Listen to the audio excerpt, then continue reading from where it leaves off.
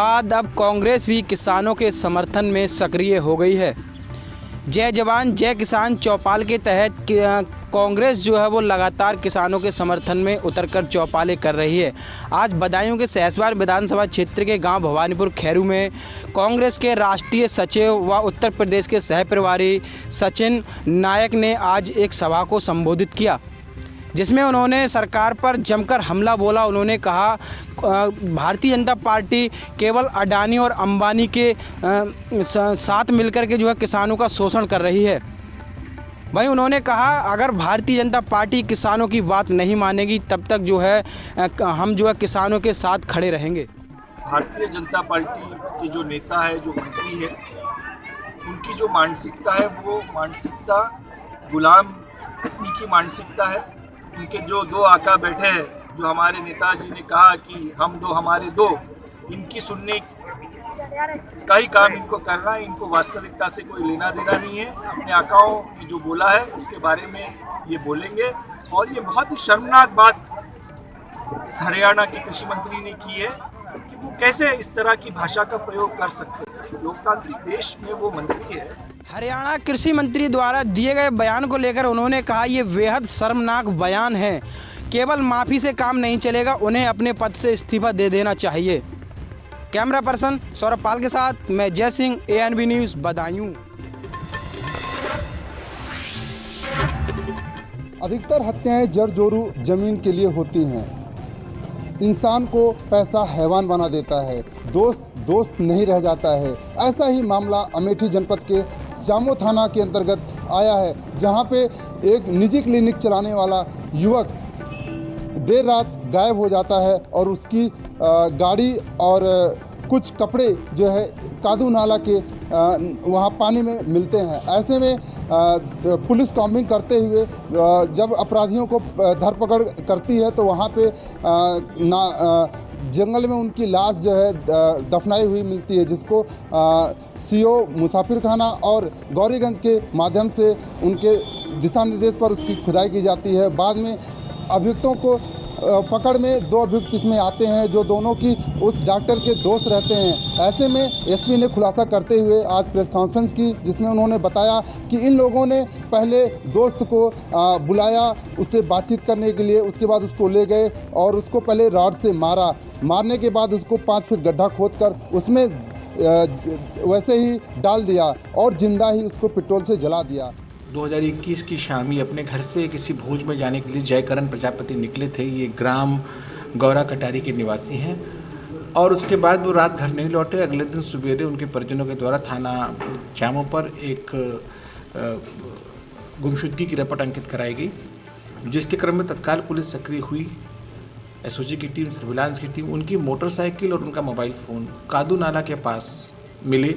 इसके बाद हमारी टीमों की सक्रियता और बढ़ गई और शाम को हमने एक अभियुक्त आशीष दुबे को गिरफ्तार कर लिया और उससे पूछताछ पे पता चला कि आशीष दुबे, ये जो मृतक थे जयकरण, ये वो चिट फंड टाइप का जो होता है कमेटी चलाते थे। उस कमेटी में उसका भी पैसा निवेशित था और उसकी इनसे ये नाराज़गी थी कि ये उनका पैसा, ये चाहते थे कि उनको इस बार का लॉटरी उनके नाम निकला, ये नहीं निकलने दे रहे थे। इस प्रकार की बात पता चली है।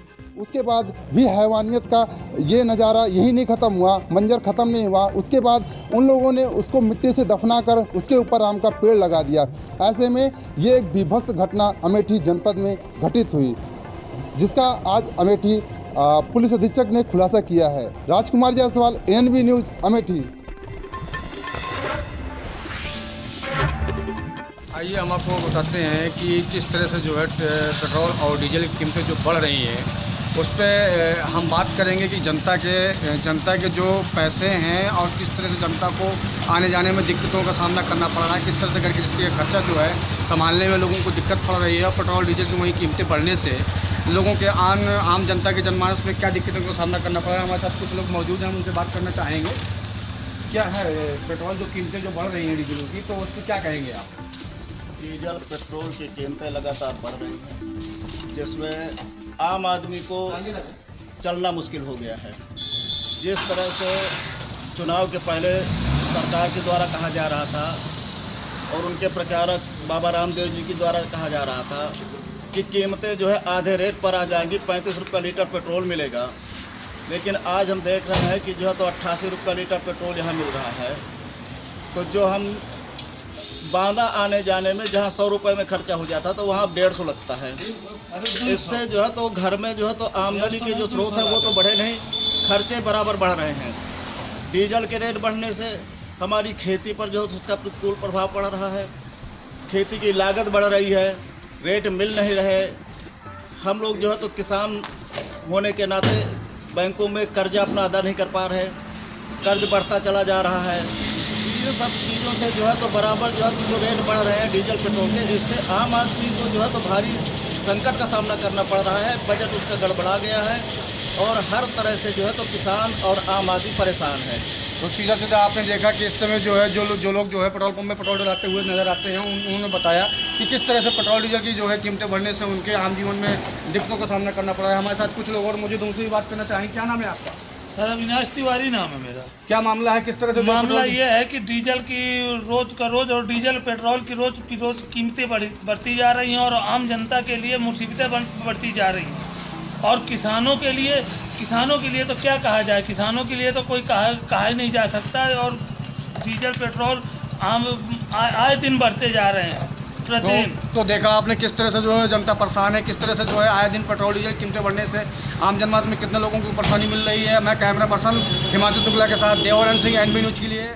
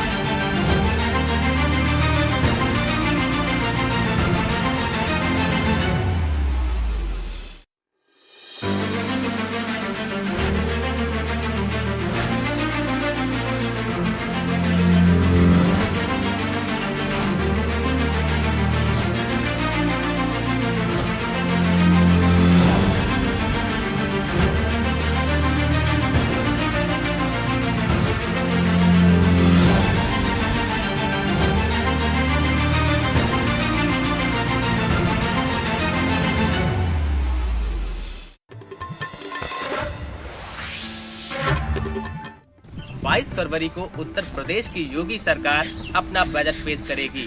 धर्म नगरी अयोध्या पहुंचे उत्तर प्रदेश के कानून मंत्री ब्रजेश पाठक ने मीडिया से बात करते हुए कहा कि 22 फरवरी को उत्तर प्रदेश की जनता के लिए योगी सरकार अपना एक अहम बजट पेश करने की तैयारी में है। उत्तर प्रदेश की जनता के लिए काफी उत्साह भरा बजट होगा, जहां एजुकेशन, हेल्थ और एग्रीकल्चर से अहम बजट माना जाएगा। आपको बताते चले कि उत्तर प्रदेश की योगी सरकार कोरोना टीकाकरण के लिए 35,000 करोड़ का बजट पेश करेगी और 75 वर्ष से अधिक आयु वाले लोगों को आयकर रिटर्न फॉर्म भरने की आवश्यकता नहीं होगी।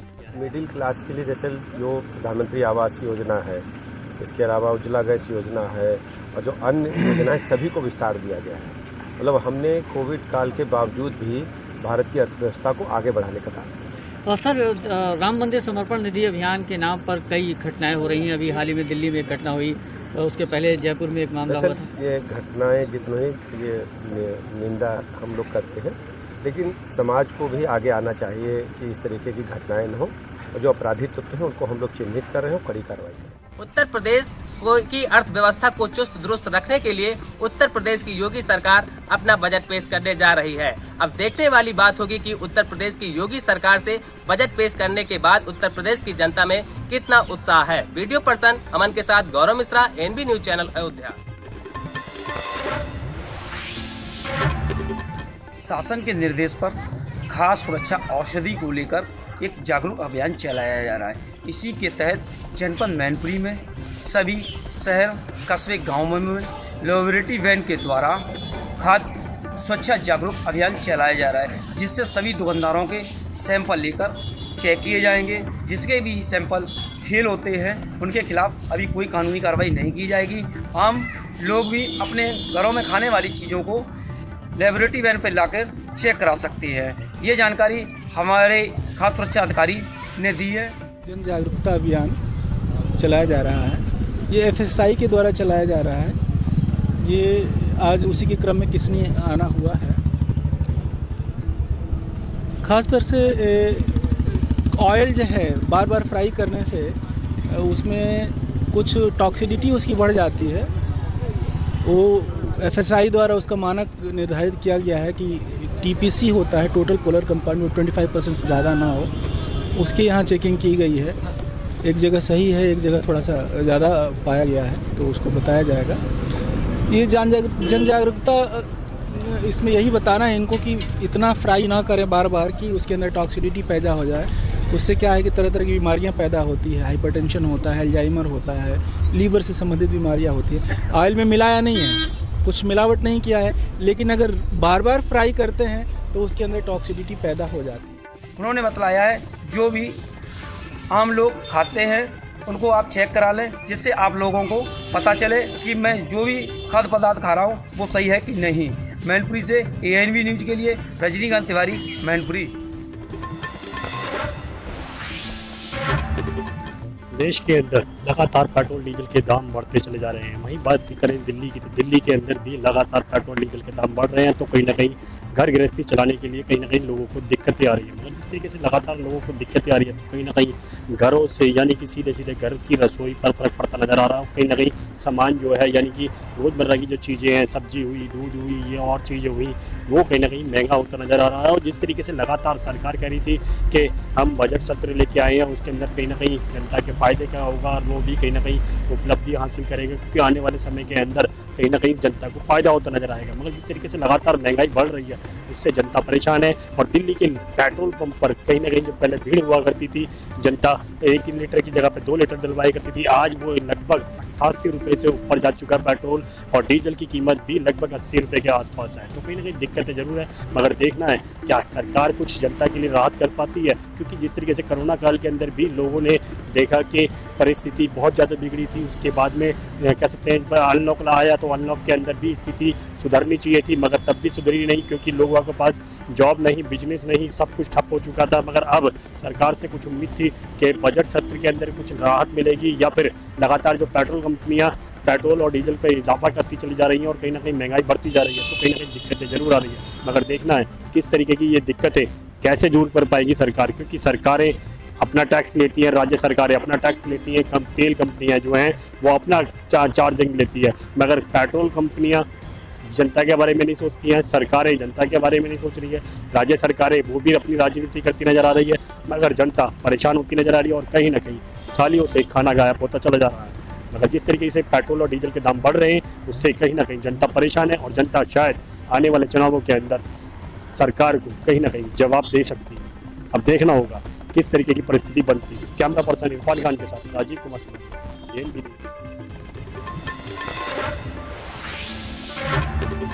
आपको बता दें कि आने वाले पंचायत चुनाव और बोर्ड परीक्षा से पहले उत्तर प्रदेश की योगी सरकार ने रातों रात 7 जिलों में जिला अधिकारियों की फेरबदल करते हुए कई अधिकारियों के तबादले किए, जिसमें जालौन में भी फेरबदल किया गया, जहां 2013 बैच की IAS और झांसी जनपद के गनौटा तहसील की रहने वाली प्रियंका निरंजन को बनाया गया जालौन का DM। तो वहीं जालौन की नई DM प्रियंका के बारे में बात कर लें तो साल 2013 बैच की IAS अफसर अपनी पोस्टिंग की शुरुआत से जनता के बीच अच्छा काम करके प्रशंसा बटोरने का काम करते आ रहे हैं।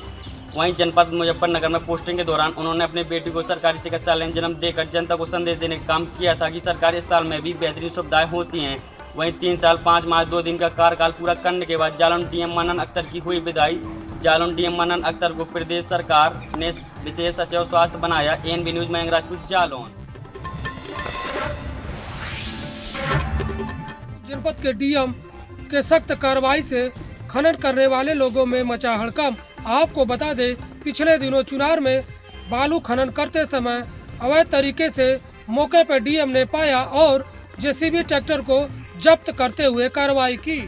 देखिए, मुझे अवैध खनन के बारे में शिकायतें मिल रही थी और कल में बसारतपुर एक गांव पड़ता है, हालांकि वहां हमने 6 मंथ का एक पट्टा कर रखा है, लेकिन जो हमने पट्टा कर रखा उस लोकेशन से भिन्न जगह पे वो खनन कर रहे थे और ओवरलोडेड उनके व्हीकल रहते हैं।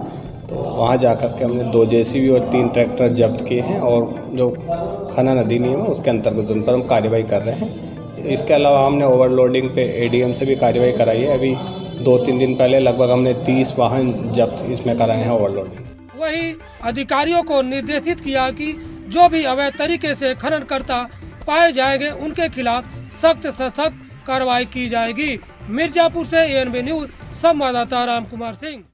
क्या आप दुबले पतले कमजोर हैं, आपकी सेहत नहीं बनती, भूख कम लगती है, वजन नहीं बढ़ता?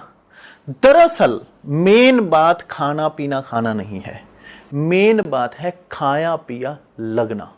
और अगर खाया पिया लगेगा ही नहीं तो सेहत बनेगी कैसे?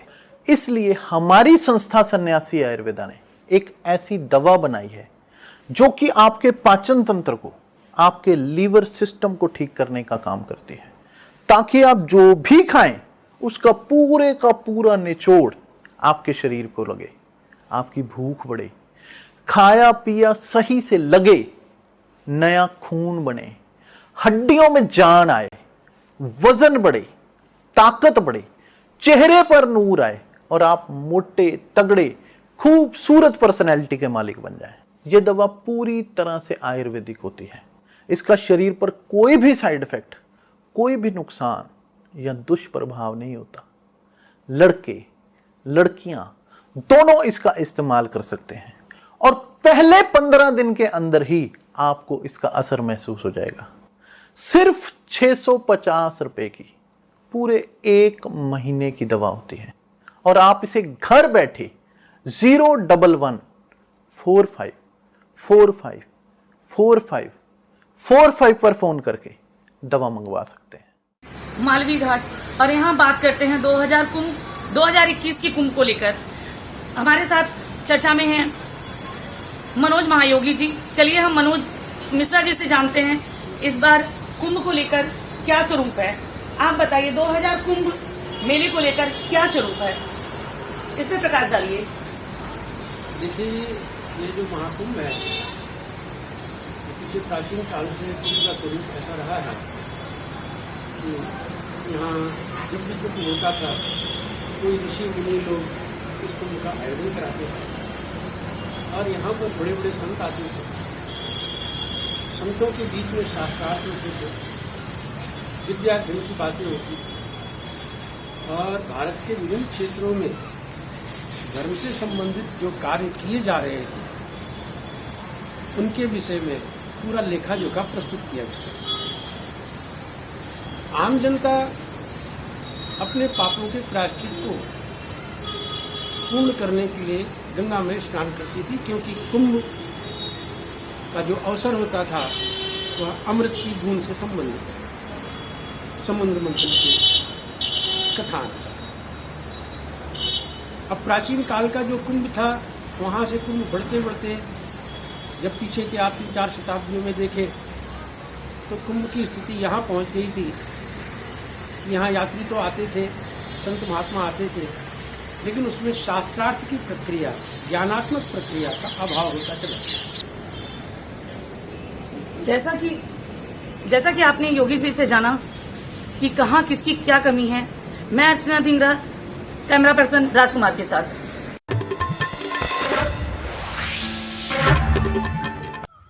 उत्तर प्रदेश के सीएम योगी आदित्यनाथ ने पत्रकारों की सुरक्षा के लिए लाख वादे भले ही कर लिए हों, लेकिन पत्रकार कहीं भी सुरक्षित नजर नहीं आ रहे हैं। उन वादों का कुछ अधिकारी और खनन माफिया पलीता लगाते नजर आ रहे हैं।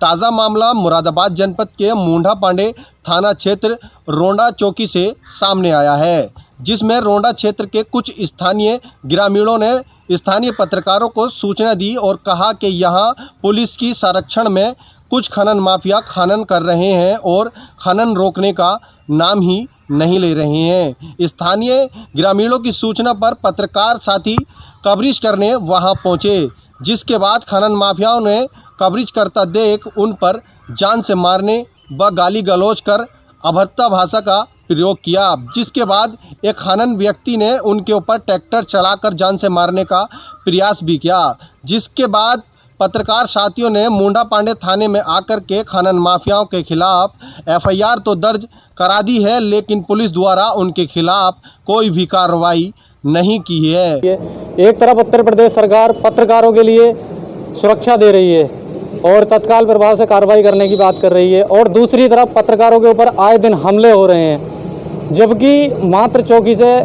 1-1.5-2 किलोमीटर की दूरी है जहां पर अवैध खनन चल रहा है।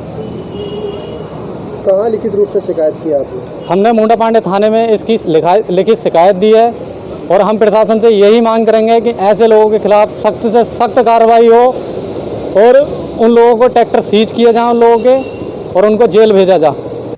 जिसके बाद कह सकते हैं कि कोई भी पुलिस प्रशासन उन्हें अभी तक गिरफ्तार करने के लिए नहीं गया है, और वो खनन माफिया अभी भी फरार दबंग तरीके से क्षेत्र में घूम रहे हैं, और पत्रकारों से साफ तौर कह रहे हैं कि हमारा कोई भी कुछ भी नहीं बिगाड़ सकता।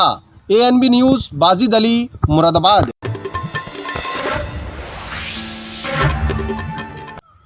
उत्तर प्रदेश के CM योगी आदित्यनाथ ने पत्रकारों की सुरक्षा के लिए लाख वादे भले ही कर लिए हों, लेकिन पत्रकार कहीं भी सुरक्षित नज़र नहीं आ रहे हैं। उन वादों का कुछ अधिकारी और खनन माफिया पलीता लगाते नजर आ रहे हैं।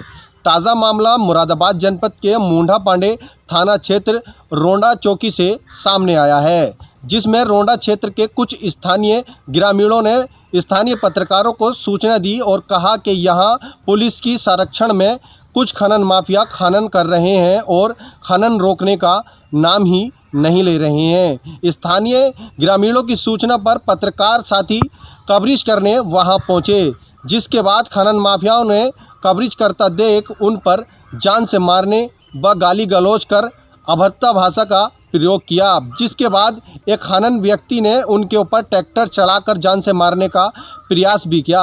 जिसके बाद पत्रकार साथियों ने मुंडा पांडे थाने में आकर के खनन माफियाओं के खिलाफ FIR तो दर्ज करा दी है, लेकिन पुलिस द्वारा उनके खिलाफ कोई भी कार्रवाई नहीं की है। एक तरफ उत्तर प्रदेश सरकार पत्रकारों के लिए सुरक्षा दे रही है और तत्काल प्रभाव से कार्रवाई करने की बात कर रही है, और दूसरी तरफ पत्रकारों के ऊपर आए दिन हमले हो रहे हैं, जबकि मात्र चौकी से 1-1.5-2 किलोमीटर की दूरी है जहां पर अवैध खनन चल रहा है। कहाँ लिखित रूप से शिकायत की आपने? हमने मुंडा पांडे थाने में इसकी लिखित शिकायत दी है, और हम प्रशासन से यही मांग करेंगे कि ऐसे लोगों के खिलाफ सख्त से सख्त कार्रवाई हो और उन लोगों को ट्रैक्टर सीज किया जाए उन लोगों के, और उनको जेल भेजा जाए। जिसके बाद कह सकते हैं कि कोई भी पुलिस प्रशासन उन्हें अभी तक गिरफ्तार करने के लिए नहीं गया है, और वो खनन माफिया अभी भी फरार दबंग तरीके से क्षेत्र में घूम रहे हैं, और पत्रकारों से साफ तौर कह रहे हैं कि हमारा कोई भी कुछ भी नहीं बिगाड़ सकता। ANB news, Bajid Ali, Moradabad.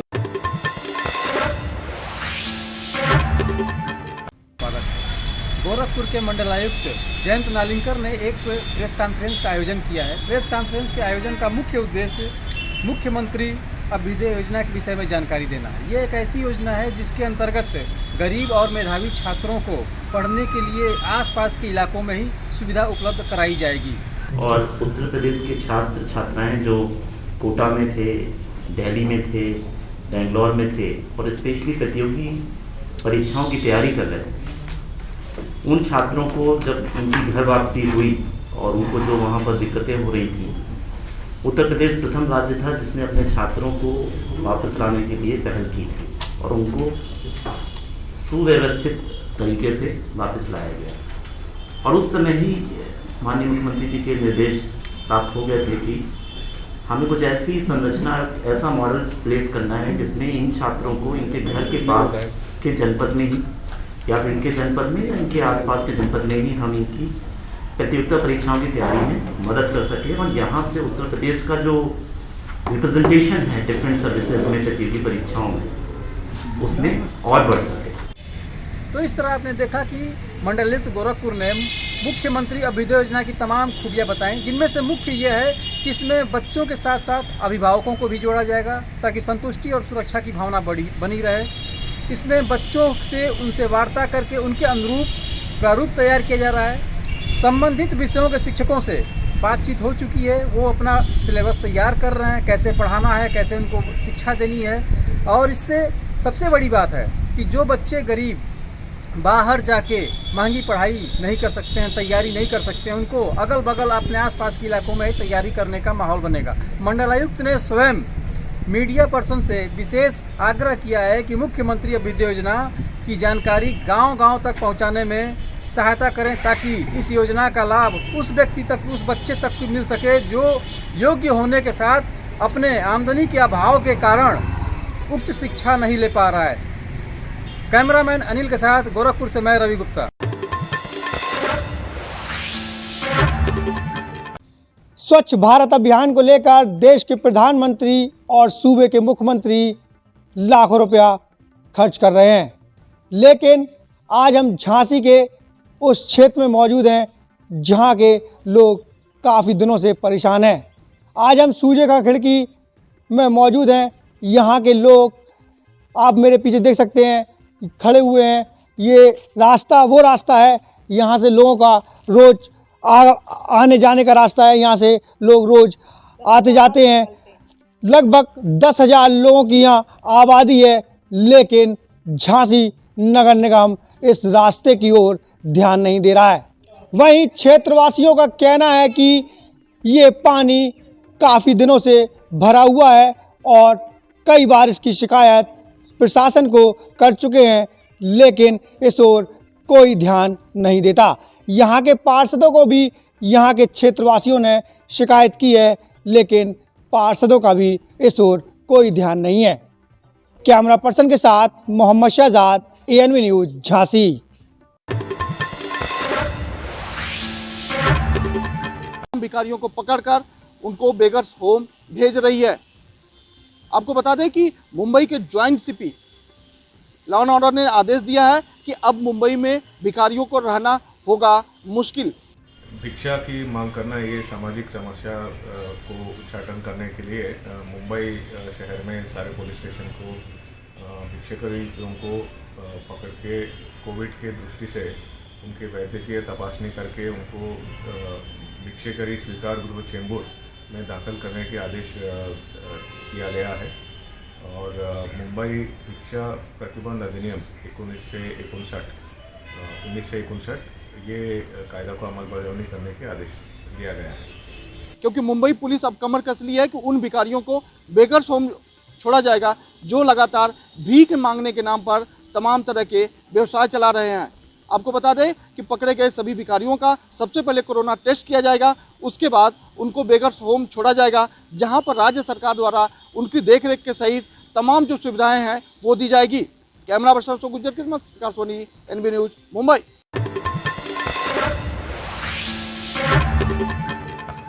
इस वक्त हम मौजूद हैं राजपुरा के वार्ड नंबर 23, जहां नगर निगम के चुनाव हो रहे हैं। यहां पर कांग्रेसी उम्मीदवार के ऊपर आरोप लगाए गए हैं बूथ कैप्चरिंग करने के, जिसके चलते हुए इस पूरे मामले पर SSP पटियाला को जब ये जानकारी लेने की कोशिश की तो उन्होंने कहा कि इस पूरे मामले की जांच करेंगे, जो भी दोषी हो उसके खिलाफ कार्रवाई की जाएगी।